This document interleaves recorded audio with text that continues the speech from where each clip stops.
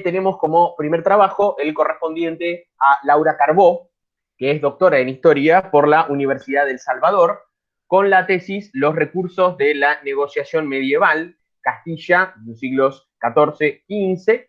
Es profesora y licenciada egresada de la Universidad Nacional del Sur, de Bahía Blanca, miembro de la Fundación para la Historia de España en Argentina, miembro del Grupo de Investigación y Estudios Medievales, miembro del Centro de Estudios e Investigaciones de las Culturas Antigua y Medieval, investigadora formada, participante de proyectos de investigación en diversas universidades nacionales, autora y editora de publicaciones en el área de historia medieval.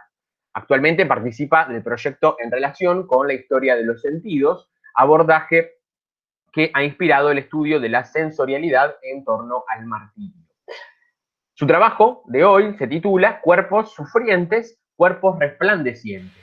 Sensorialidad en la iconografía narrativa de los 40 mártires de Sebaste. Las palabras claves de esta presentación son 40 mártires, iconografía, sensorialidad, cuerpo.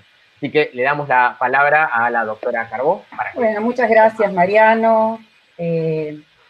Voy a presentar mi PowerPoint. Mientras presento, doy las gracias, por supuesto, a la biblioteca, a la organización, con la colaboración de la Universidad de 3 de Febrero. Ustedes me dirán si están viendo la presentación.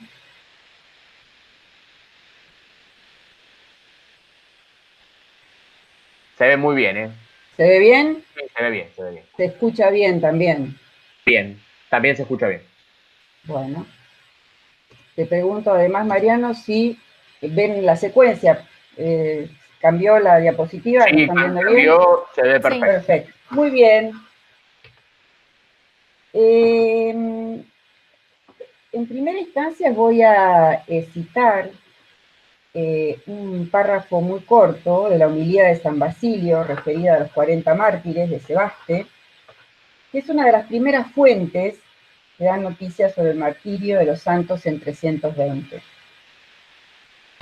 En estas pocas líneas que voy a citar a continuación, está presente el nudo de la cuestión que deseamos analizar en este trabajo, la relación entre la palabra, la imagen y la experiencia sensorial del devoto.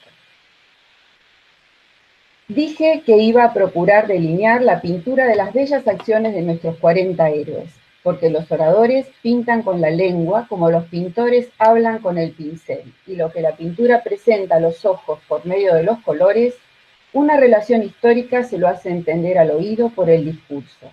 Pero en fin, pintores y oradores no deben tener otro fin en sus obras sino excitar en los corazones por la vista y por el oído el amor a la virtud y el deseo de imitar las grandes acciones que representan. Cierro cita. San Basilio establece una relación entre el discurso y la obra artística en un movimiento acompasado de difusión de la fe. Es muy elocuente la afirmación de que los sentidos deben estar abiertos para que la verdad alcance al corazón en una acción transformativa, la posibilidad de que la experiencia redentora de los santos sea transferible a la feligresía a través de la percepción por los sentidos corporales, a los cuales también se agrega la palabra, ya que el lenguaje se ha considerado desde la antigüedad un pseudo sentido, casi un tipo de sentido que manifiesta la riqueza del alma en estrecha vinculación con la capacidad racional del ser humano. La hipótesis primaria de esta ponencia es que tanto la narrativa geográfica como la narrativa iconográfica muestra que los 40 mártires, purificados por el sufrimiento corporal, son el símbolo del perfeccionamiento espiritual del alma en su itinerario a Dios. Sus cuerpos desnudos y sufrientes tendrían en su agonía la capacidad de reflejar la gracia santificante a hombres, ángeles y demonios. El cuerpo de los santos se asimilaría a un espejo con la cualidad teofánica de irradiar la luz divina. Por su parte, el espectador de la obra de arte, el creyente, lejos de padecer las torturas de los mártires, podría asimismo experimentar el reflejo de lo divino, beneficiarse de la acción mediadora de los santos y lograr la salvación. En definitiva, trataremos de comprender la experiencia del oyente espectador en esta vinculación de la palabra y la imagen, en una relación sinestésica, este fenómeno de la unión de sensaciones en la aproximación al prodigio de la santidad. En el caso de los 40 mártires, la escena más representada a lo largo del medioevo y de los primeros siglos de la modernidad es la del martirio propiamente dicho, la exposición de los soldados al frío del invierno armenio, que según los capadocios San Basilio y San Gregorio, no incluía el agravante de la inmersión en el estanque de agua helada, como sí lo manifiesta la Passio, que es un documento realizado muy posteriormente. En esta figura se observa cómo los más resistentes auxilian a los que comienzan a desplomarse por la acción del frío y depositan con cuidado los cuerpos de los primeros fallecidos en la superficie del lago helado. Los cuerpos sufrientes de los santos de Sebaste aparecen semidesnudos, en una vinculación con el desnudo del Cristo crucificado, el paradigma del triunfo de la espiritualidad del cuerpo purificado sobre el pecado y sobre la muerte. Aquí vemos en esta primera imagen un icono perteneciente a la iglesia de San Jorge, en Abjasia. La iglesia es del siglo XII, actualmente el icono se encuentra en el Museo de Vanetia, en Georgia, y tiene todas las características de la iconografía georgiana, que es, por supuesto, de neta influencia bizantina, pero que adquiere cierto despojo en la circunscripción de Georgia. Observamos una paleta de colores mucho más reducida y una utilización de la línea. Ustedes observarán los cuerpos de los santos. No sé si se ve el cursor. Si muevo el cursor, ¿ustedes lo llegan a ver? Sí. Sí, se ve, Laura, perfectamente. Bueno, perfecto. Lo que me interesa destacar acá son estas líneas que simbolizan que los mártires se encuentran sumergidos en el agua. O sea, hay una gran utilización de la línea, vemos los dorados muy desgastados en la parte superior del icono, con un Cristo, con un Cristo en majestad, que aquí prácticamente no se ve, pero existirían algunos vestigios todavía de las coronas de salvación que de la mano de Cristo descienden a los santos. Habría que considerar qué se suponía un desnudo del arte bizantino.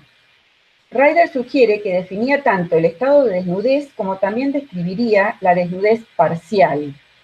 La apariencia del Cristo en la cruz usando tan solo un paño protector se consideraría un desnudo para la época.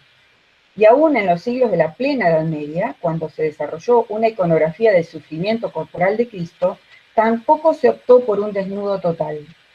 En la misma línea representativa, observamos a los 40 mártires que se nos muestran cubiertos con un paño o velo. Aquí observamos que están cubiertos con un paño de color rojo o azul, y vamos a ver en el icono siguiente que tan solo presentan como un velo protector. Es como un velo translúcido que deja expuestos sus miembros inferiores. Este es un icono de la segunda mitad del siglo XI del monasterio de Santa María de Peribleptos, en Turquía. Actualmente este icono se encuentra en un museo en Macedonia del Norte.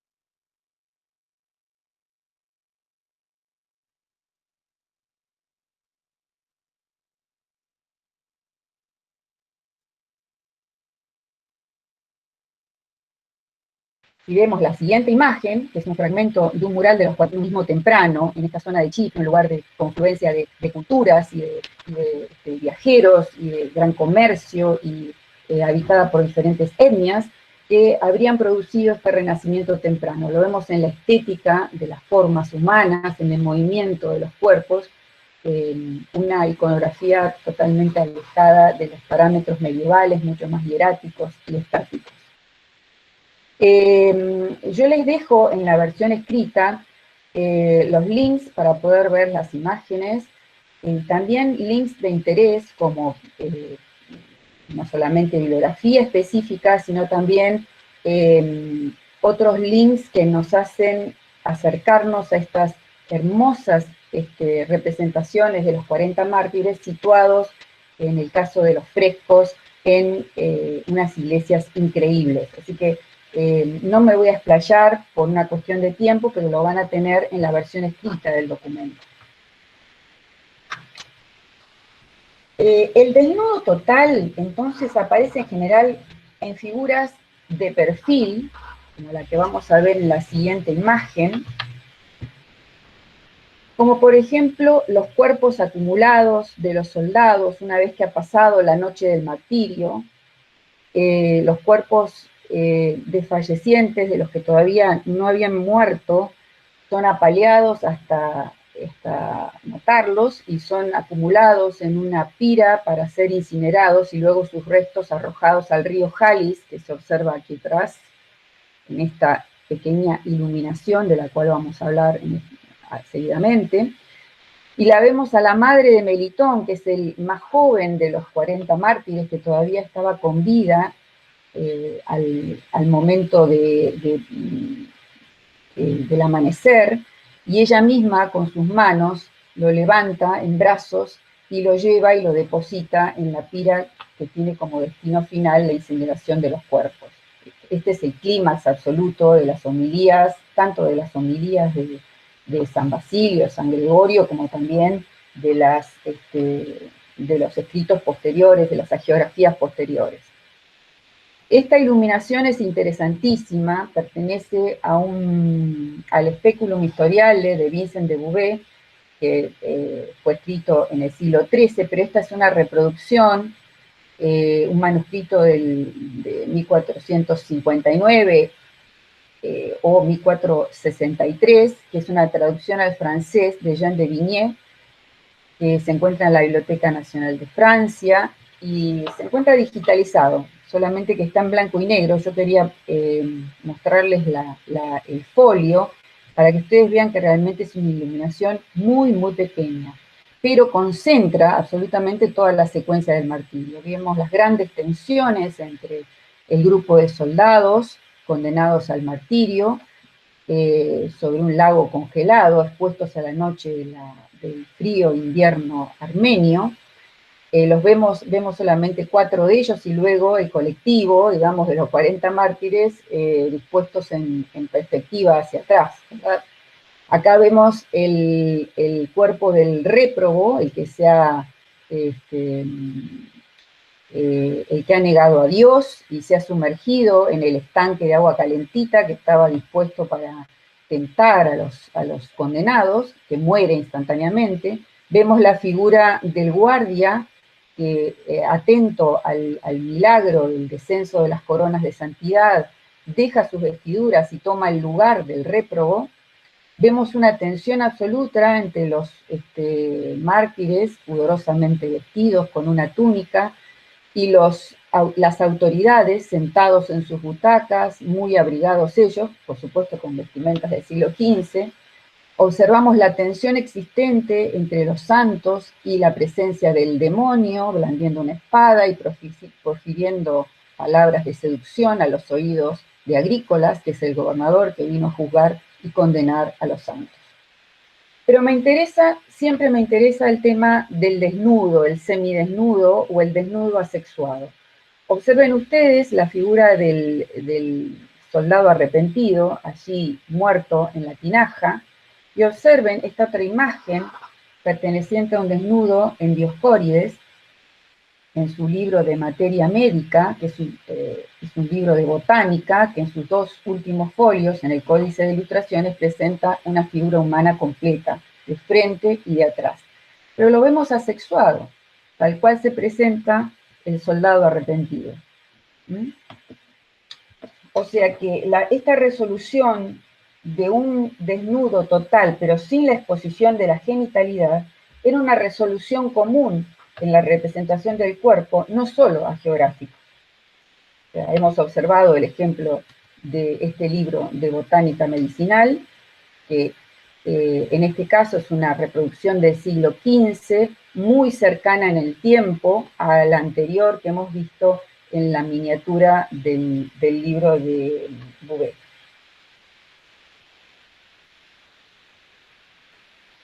En otras representaciones de los 40 mártires, el tema del dilema del desnudo se resuelve de otra forma.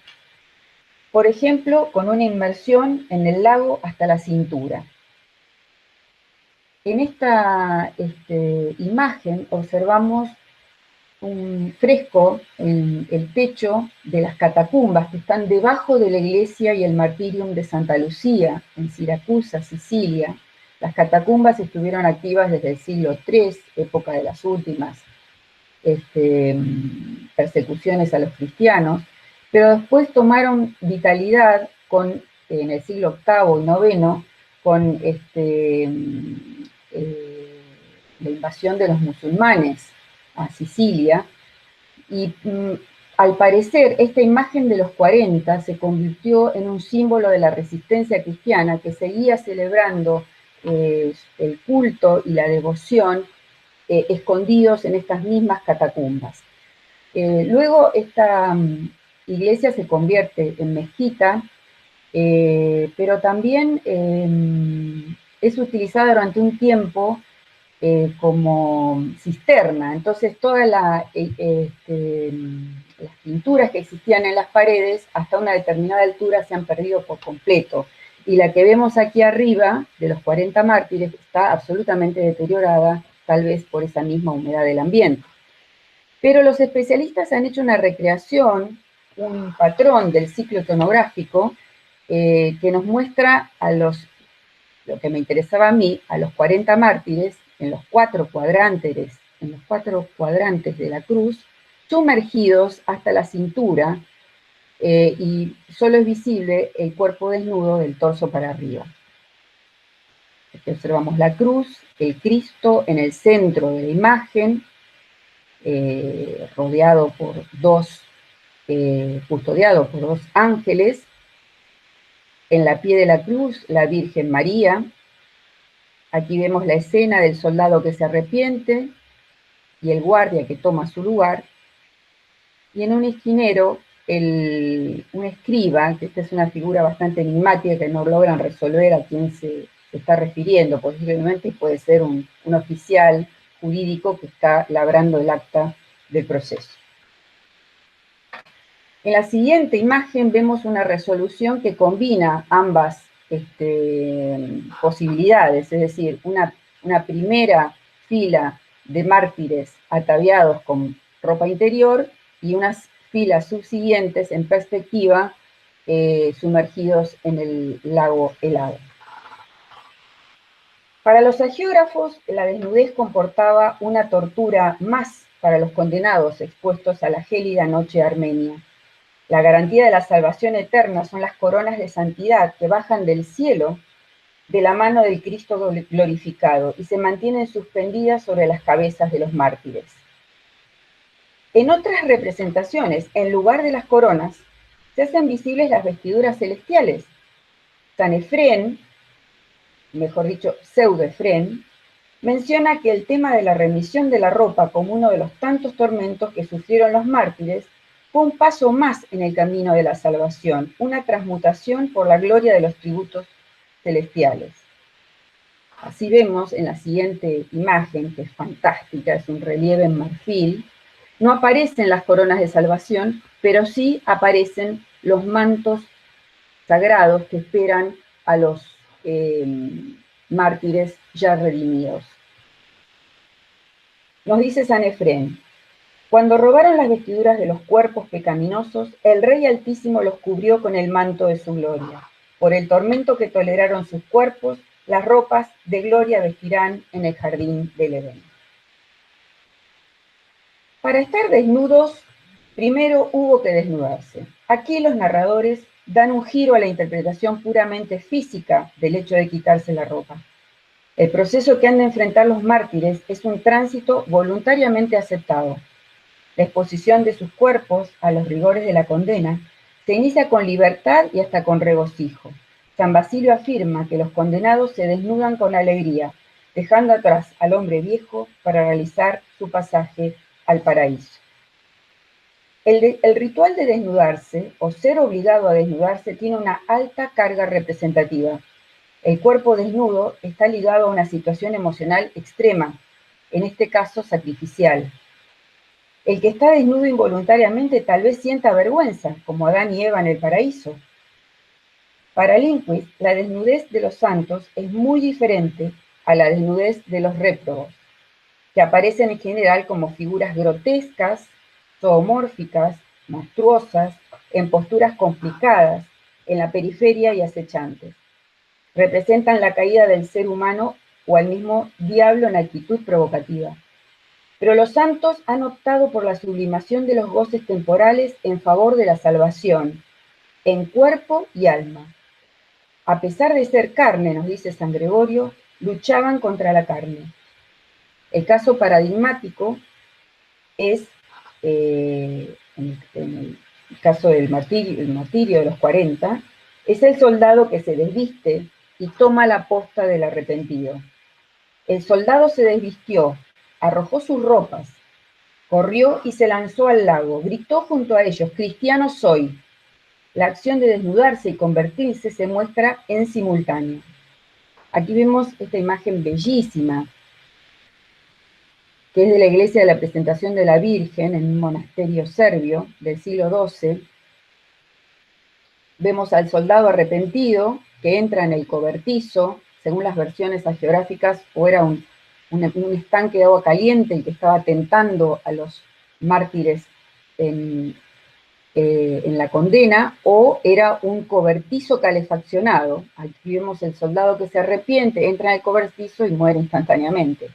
Y vemos al guardia que se despoja de su ropa. Acá vemos exactamente el momento en que su camisolín se desliza por su brazo, pero él está atento, mirando atentamente a las coronas de salvación que van bajando hacia los soldados, que los vemos en dos grupos. Esto es un techo abovedado, en un vestíbulo lateral.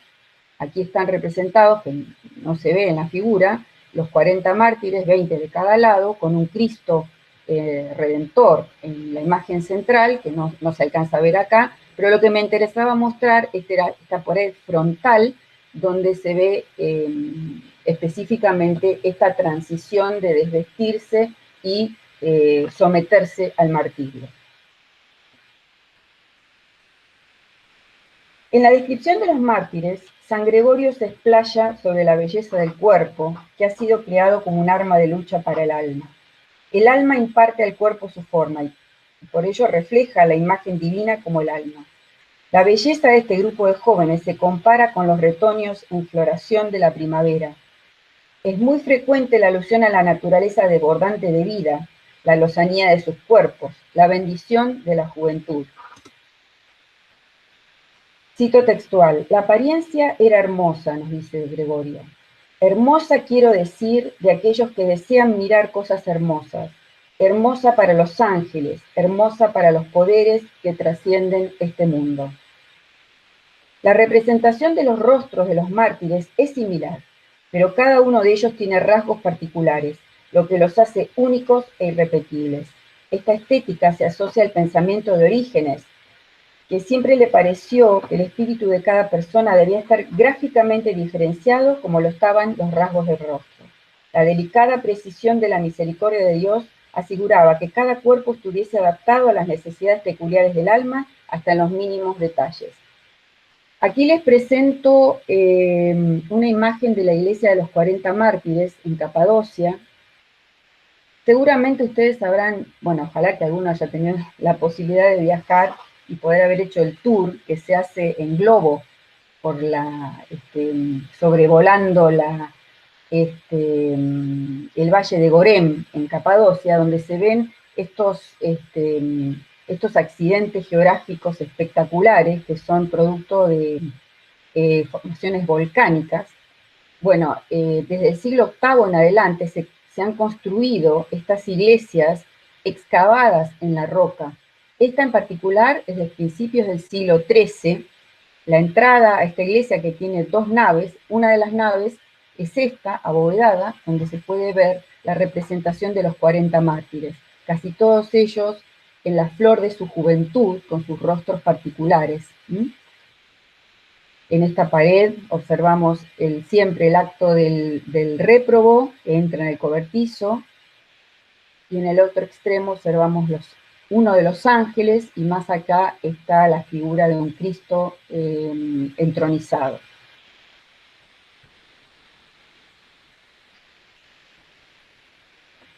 En general, si el icono se refiere al hombre redimido, su expresión y su representación han de ser equilibradas, armoniosas, ligeras, luminosas, pues la imagen no puede representar el rostro cotidiano del hombre, sino su rostro glorioso y eterno, en el que se manifiesta la gracia divina, la energía increada.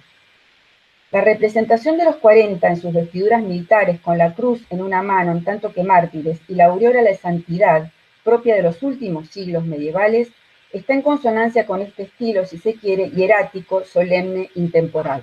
Acá les traigo un solo ejemplo de este otro tipo de iconografía referida a los 40 mártires, que no es tan común, se desarrolló principalmente después del fines del siglo XI, principios del XII, sobre todo con el advenimiento de la dinastía Comnena, que era una dinastía de origen militar, que de alguna manera, aprovechando el tema del Congreso, refundó el culto a los 40 mártires, porque realmente era muy apropiado para estas jerarquías militares obtener la mediación de estos santos también de origen militar. Entonces inmediatamente se convirtieron en patronos de las ciudades, sobre todo las ciudades de frontera, y acompañaron a los emperadores en sus expediciones militares. Si bien estas imágenes no tienen el movimiento y la energía que vamos a ver en las imágenes del martirio, sí están situados en lugares de privilegio dentro de las iglesias. Observemos esta iglesia de la Ascensión de Nuestro Señor en el monasterio de Mileseva, Serbia. Yo les dejo anotados los links de acceso, porque estas iglesias tienen la particularidad de que se pueden visitar en unas recorridas de 360 grados, preciosa.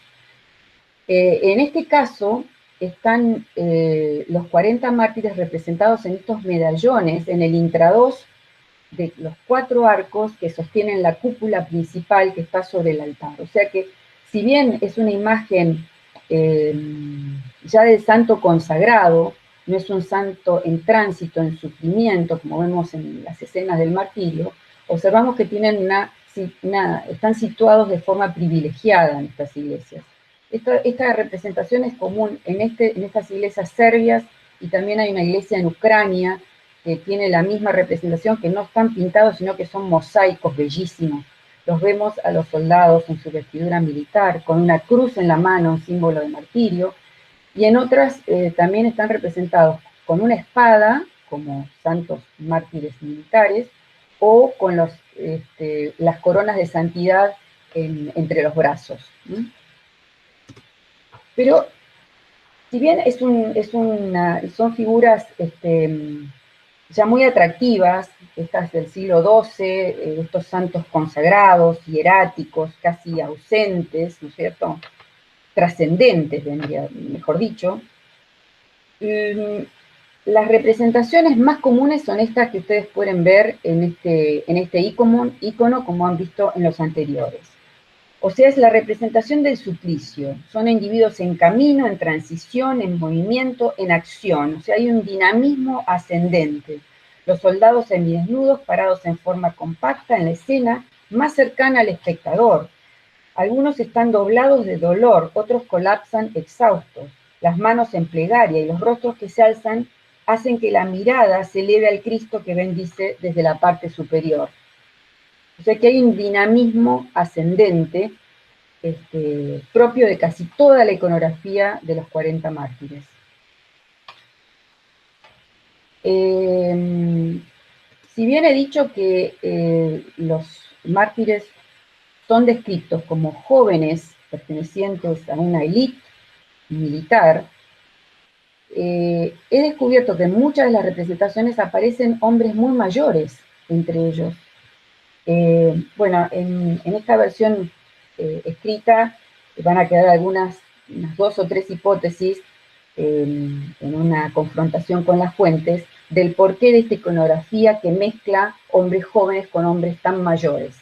No me voy a detener en esto ahora porque el tiempo apremia.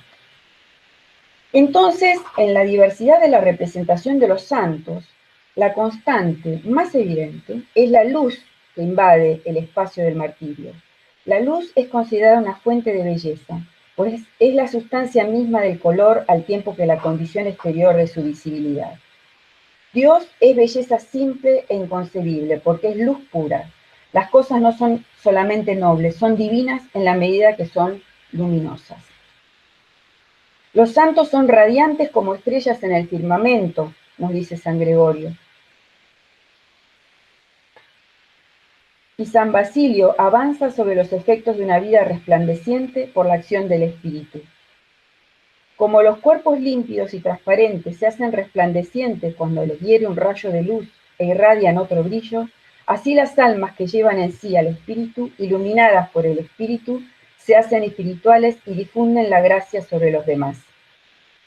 De allí la previsión del porvenir, la inteligencia de los misterios, la comprensión de las cosas ocultas, la distribución de los carismas, la participación de la vida celeste, el cantar al coro con los ángeles, la alegría sin fin.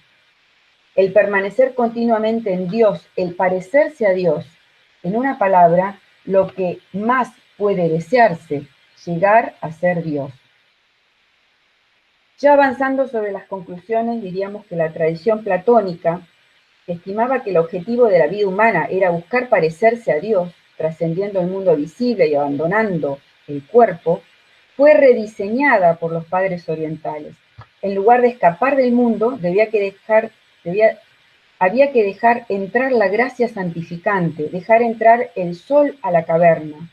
Este misterio se explica solo por la encarnación. El enunciado de llegar a ser Dios de San Basilio, al igual que en la prédica de su hermano San Gregorio, se entiende en la imitación de Cristo hecho hombre, en la práctica de la virtud, sobre todo la humildad. No proyectan el abandono del cuerpo, sino una santificación del mismo. La extensión del culto a los 40 mártires por todo el mundo cristiano medieval, desde épocas muy próximas al martirio hasta la actualidad, nos da la pauta de que los hagiógrafos lograron su cometido de excitar en los corazones por la vista y por el oído el amor a la virtud y el deseo de imitar las grandes acciones que representan, como reza la cita de la homilía de San Basilio, que inauguraba esta ponencia. Los cuerpos de los 40 mártires, desnudos y sufrientes, tendrían en su agonía la capacidad de reflejar la gracia santificante. El cuerpo de los santos, en este tránsito purificador, se asimilaría a un espejo, con la cualidad de irradiar la luz divina. Los cuerpos de los mártires siguen brillando aún después de muertos. La Passio refiere que el obispo del lugar recibe en un sueño las indicaciones para encontrar los restos de los santos que han sido arrojados al río. Las reliquias brillaban como luces en el agua. Así los religiosos pudieron rescatarlas una a una del cauce del río Jalis. La Passio agrega que brillaron como luces para el mundo en un proceso de difusión del culto a toda la cristiandad. Los cuerpos luminosos adquieren una dimensión universal, la capacidad de dar testimonio trascendente a su tiempo y espacio. Terminando, el estudio del impacto sensorial que esta narración producía en el devoto permite acercarnos al paradigma medieval de la percepción. En el modelo sensorial propuesto por los teólogos, los sentidos internos se consideran los sentidos externos sacramentalmente transformados, convertidos en permeables y abiertos a la percepción de lo divino, más allá de lo físico mudable. El devoto tiene una percepción, es decir, la aprehensión y el conocimiento al entrar en contacto con la narración del martirio. El dolor del santo provoca, golpea, toca el interior. La veneración del santo martirizado no significa experimentar el sufrimiento físico, pero sí un vehículo a través del cual aprehender la divinidad, activando los sentidos espirituales. Esta activación de los sentidos, esta energía que fluye, entendida como la naturaleza de Dios, esta capacidad de asociar sensaciones no se consideró una habilidad para unos pocos elegidos. Por el contrario, existió la convicción de que podía generalizarse a través de un proceso de enseñanza-aprendizaje destinado a comprometer el cuerpo en la redención del alma. Esta última imagen que les propongo es un tríptico de marfil y marco de plata de fines del siglo X, bellísimo, que la incluí porque me parece que refleja absolutamente la idea de luminosidad. Los vemos a los 40 mártires en, en el sufrimiento del martirio, pero absolutamente iluminados con una luz espectacular. Bueno, aquí termina mi ponencia. Muchísimas gracias.